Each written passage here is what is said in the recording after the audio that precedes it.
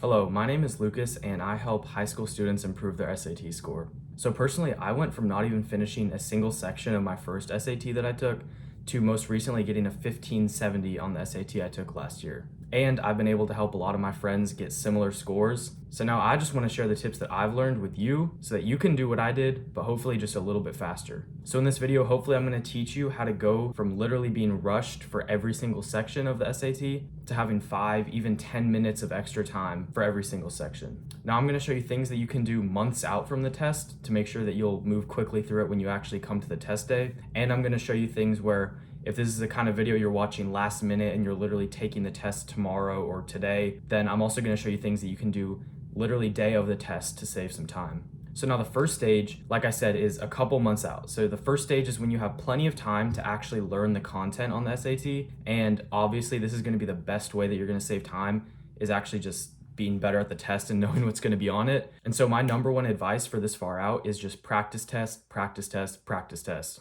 Now, of course, you want to be focused and actually be studying in between your practice tests, and you want to be improving with your scores. But even if you're not seeing much improvement in your practice test scores, the good news is that taking practice tests is going to familiarize yourself with the layout of the test, with the types of questions the test has, with the content that's going to be on the test. And so come test day, you're going to be a lot more familiar with how to actually move through the test efficiently and quickly. Now, I have a whole video on how to study for the SAT, when you have a couple months out and you actually have time to study for it properly. So I'll have that video linked. But if you don't want to watch that whole video, the main point is that you want to do lots of repetition of the same type of problem. So let's say, for example, you're studying for linear equations. You're going to do linear equation problems for like an hour, 2 hours, 3 hours, maybe a full day you'll spend on linear equations if you have enough time. And you're just going to drill that one type of problem into your head. Then, of course, the next day or after a couple hours of studying and you have a little break or whatever, then you're going to move on to another type of topic like right triangles or trigonometry or something. But the point of doing this exercise of doing the same type of problem over and over instead of just doing a wide variety of stuff is that when you're actually on the test, you're going to immediately recognize what type of problem a problem is because you've literally spent an entire day doing that type of problem. So if you practice linear equations for a full day, then of course on the test day, when you see a problem about linear equations, you're going to immediately recognize it because you've done those types of problems for an entire day. And sometimes if you're lucky enough, you'll literally find a question that you've already done just with like different numbers and stuff. So it's like you've already done the problem and you know exactly how to approach it, but it's just going to have like different numbers that you plug into the equations. Okay, so that first stage is pretty obvious. Just study for the SAT if you have enough time. So the second stage is when you have less than a week before your test. So at this point, you're not going to learn much new content.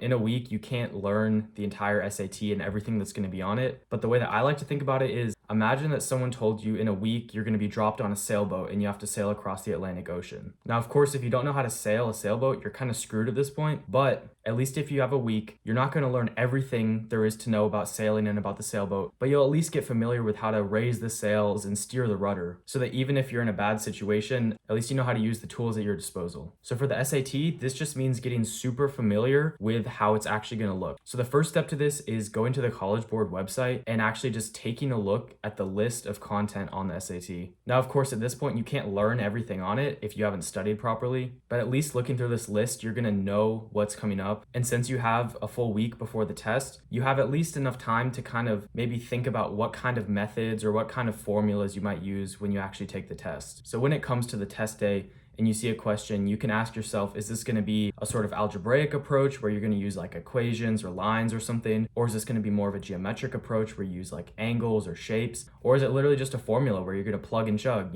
just plug in a bunch of numbers to a formula, and then just get the answer from that? Okay, so at this point, if you only have a week left, a practice test isn't going to do you much good because no matter what your score is, if you get a terrible score, then all that's going to do is hurt your confidence. And if you get a really good score, then there's no point to take the practice test because you're going to do well regardless. The only benefit to a practice test might be that you could kind of get a rough idea of how you'll score. But even then, people perform very differently on a real test than they do on a practice test. So even that isn't that great of a reason. The last thing you can do when you have less than a week left until your SAT is, like I was saying at the beginning, familiarize yourself with the actual layout of the test and the tools that you get. So the first thing that you can learn is the calculator you're going to use. So the new digital SAT has the built-in Desmos calculator, which I would highly recommend learning because it's way more powerful than any calculator you're going to be able to use that's going to be like handheld. So I would recommend just going and looking up how to use the Desmos calculator. But if for some reason reason you're just not comfortable using the Desmos calculator, then learn how to use a pre-approved calculator that you're going to bring in so that you don't waste time actually learning how the calculator works. Then going along with that, I would recommend looking up how the digital SAT looks, because obviously it's going to be different than a usual like pen and paper type test. And so you don't want to waste any time trying to navigate around the website or moving on from one question to the next. You want to be able to move through efficiently. Okay, now it's finally arrived, the third stage, which is the day before /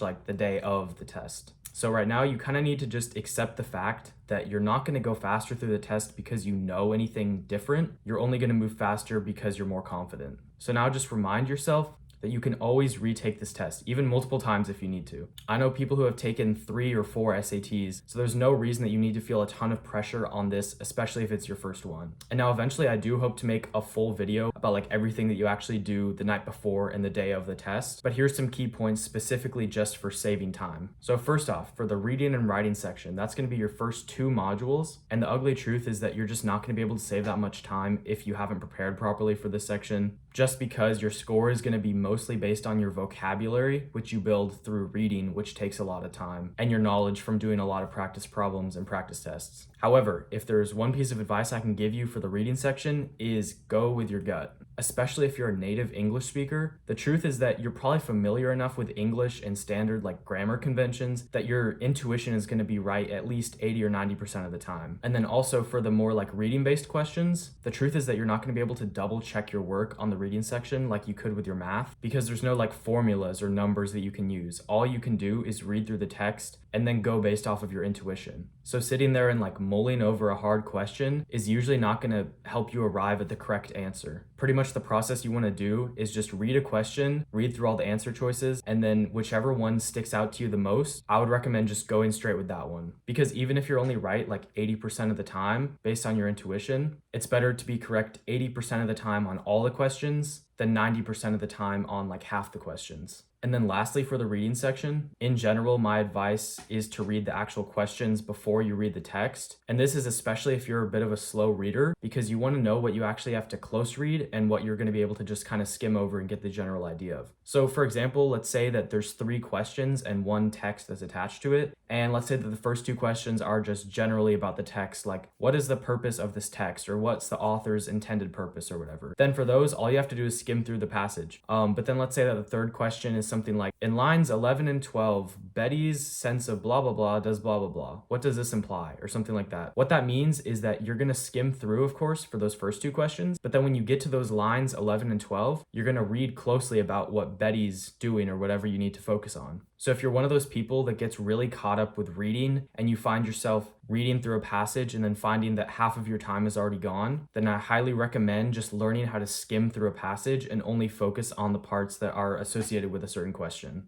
Okay, now for math, hopefully at this point you've done some of the previous stages and you're familiar enough at least to know what kind of method you'll have to use for different types of problems. And so my advice for the math section, especially if you're not finishing all the problems on time, is don't double check your work. And this is because in my experience, I only find errors like 5% of the time when I double check my work. And so double checking is going to get you an extra point like 5% of the time, whereas not answering a question at all because you didn't have enough time to do it is going to lose you a point 100% of the time. So yes, if you have extra time at the end, go back, double check the answers, especially the questions that were hard by all means. But if you're running out of time and not even getting to work on some of the problems, then double checking is just a waste of time. Now, if you get to a really tricky question and you find that you've already used 2 different methods to try to solve it and you still can't find the answer, then my advice is just move on. So I'm sure you've probably already heard this, but the SAT is mostly about using knowledge that you do know in ways that are new or foreign to you. So the main trick of the SAT is actually figuring out what method you're going to use or how you're going to approach solving a problem. And then usually once you know how you're going to approach it, the actual process of solving it is not usually too tricky. But if you find like a really weird question where you've tried multiple different ways to solve it and you still can't figure out the right way to approach it, like I said, you just want to move on because each question is worth the same amount of points on the SAT. So spending 5 minutes on one hard problem is a lot worse than spending 1 minute on 5 easier problems.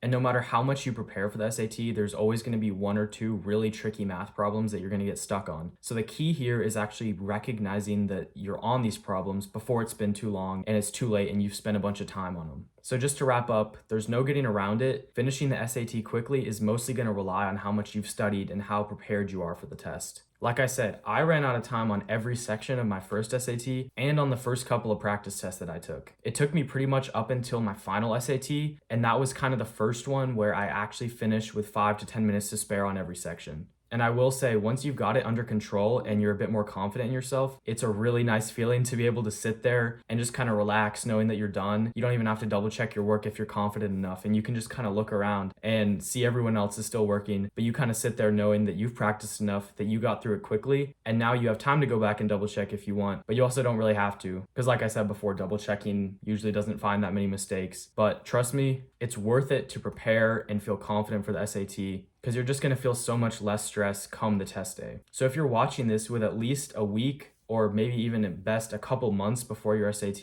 take action right now. Take advantage of the time that you have, because I guarantee you there are people watching this video that are taking the test tomorrow, and they would probably do anything to have the time that you have right now. So go watch my video on how to study for the SAT if you haven't already, and good luck with your studies.